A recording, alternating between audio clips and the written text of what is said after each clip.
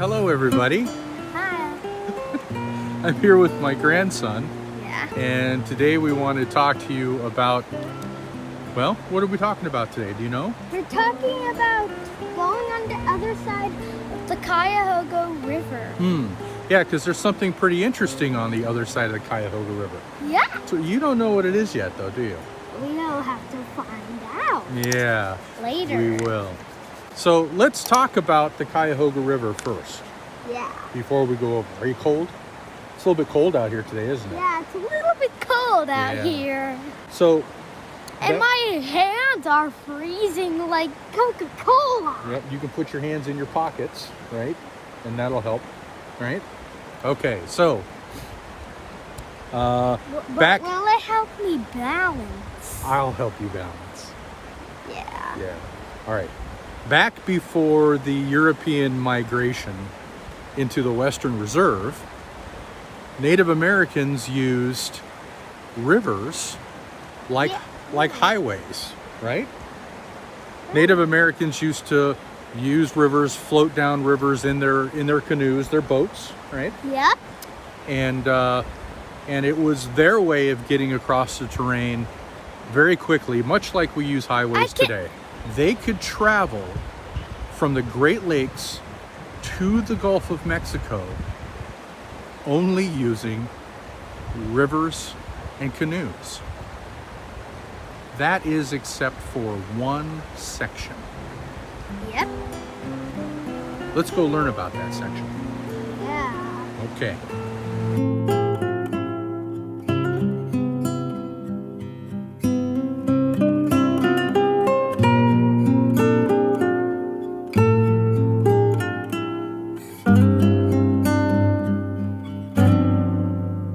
Native Americans could travel entirely by water from the Great Lakes to the Gulf of Mexico, except for one 8-mile-long section where they would need to portage or carry their canoes over land. This section was called the Portage Trail.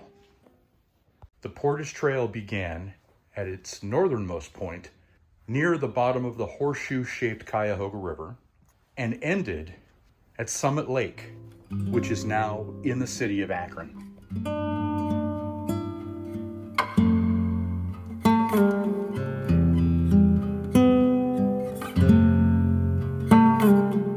Once on the trail, it was relatively easy to follow.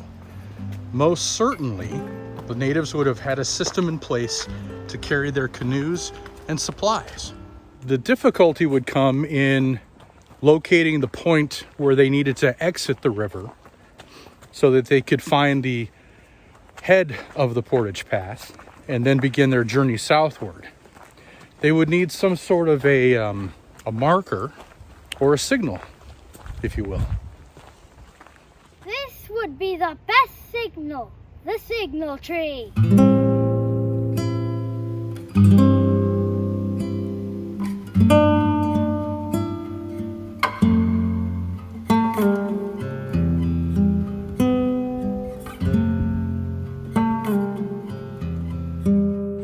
This 95-foot tall bur oak tree stands out for obvious reasons.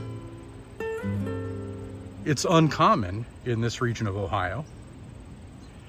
It stands relatively alone in a clearing where the river once flowed, and its branches are spread out to give a three-pronged look, but it's unclear if that look is natural or if its branches were manipulated to look this way.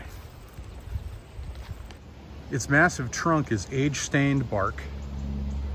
It's scars of the past. The signal tree is a spectacular sight that swirls in mystery. Why is it here? What was its purpose? And how in the world did it get its shape?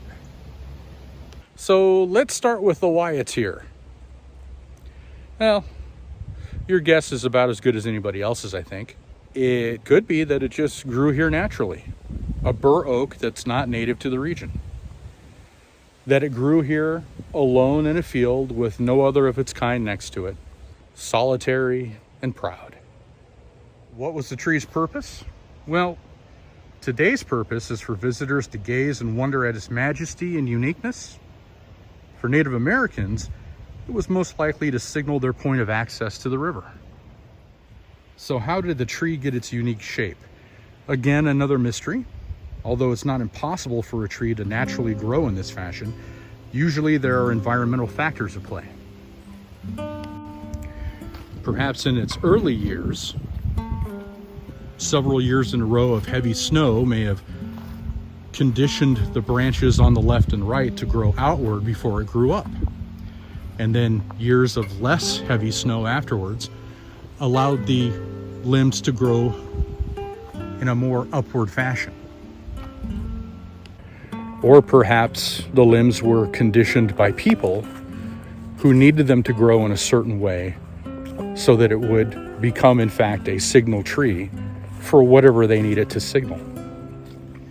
What is certain is that this solitary bur oak, which is not common in the region, has grown alone in a field where it has no business growing, in a fashion that is highly inconsistent with the natural growth of any other bur oak, in exactly the right point where Native Americans would need a marker for a river that is a major transportation route.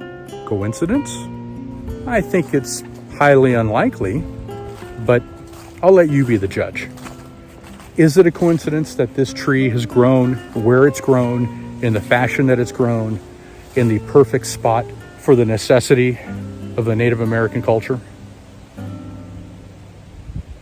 The tree is estimated to be between 300 and 350 years old. A local arborist has estimated that the tree could last another 300 years. To help accomplish a lengthier lifespan, the local Park Service has constructed a fence to keep visitors distanced from the tree. Sadly, though, it is easy to see where the ignorant have disregarded the barrier to get their photo op on its branches. The signal tree remains a spectacular place to visit and reflect on all it has seen over the centuries. The shifting of the Cuyahoga's course, the growth and decline of the surrounding urban area, and the changing faces of those first Native Americans to hikers of today. Its age, shape, and function are all still a mystery. And hopefully the signal tree will hold on to its secrets for many years to come. Did you have a good time on your field trip today? Yeah! Thank you so much for watching. And remember to subscribe, leave a like, and comment. what he said. That's awesome, buddy. Thank you. And click the bell! All right. Thanks for coming on this journey with us today. Thank you for coming with me. I really appreciated spending time with you out here today. Thank you. Okay. And we'll see you in the next video. We'll see you in the next episode. Take care. Bye. Bye.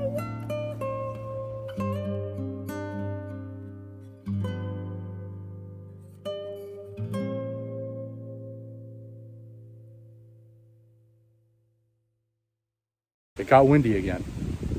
After having already carried their canoes and continued. You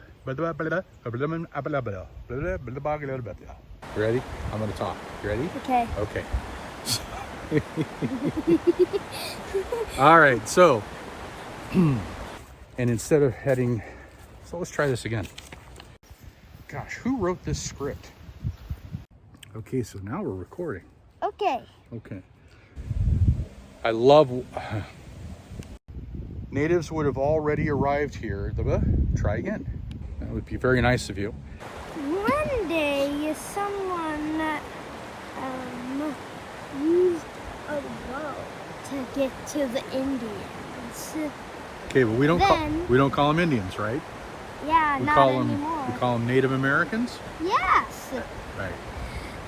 And then the guy who tried to get to the Indians went to the wrong place, and he called the United States the Indians. Are you talking about Christopher Columbus? Yes. Yeah, when he sailed across and he thought he landed in India, that's why he called the people Indians.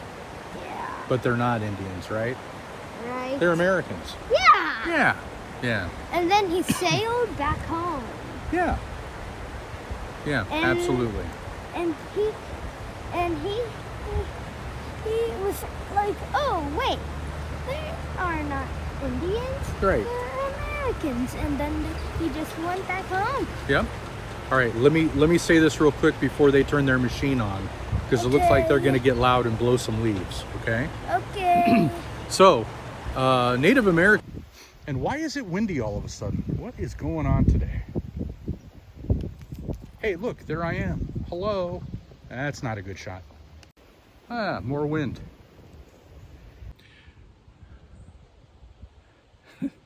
Now we're recording. Yeah. We could make a video. Yeah.